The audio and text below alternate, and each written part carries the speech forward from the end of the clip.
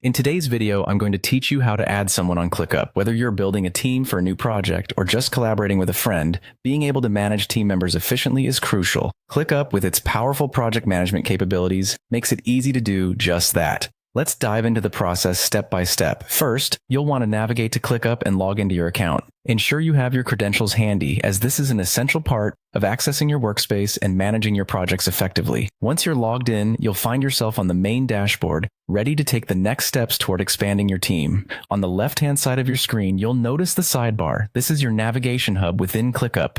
Here, you'll want to locate and click on your workspace name. By doing so, you'll open a variety of options relating to your workspace's organization and settings. Now, look for the People section. Clicking on this will take you to the area where you can manage team members. This section is vital, as it allows you to see who is currently a part of your team and lets you add new people effortlessly.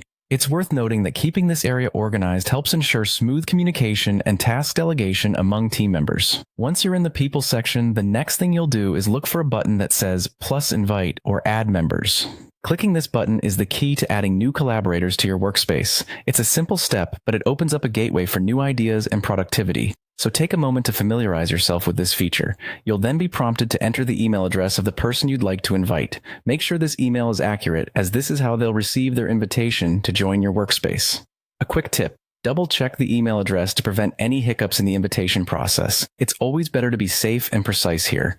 Next, you'll have the option to choose a role for this new member. Clickup offers different roles such as admin, member, and guest, allowing you to control the level of access and permissions each person has. Pick a role that best suits their involvement in your projects. Understanding and selecting the appropriate role is crucial for maintaining the smooth running of your workspace.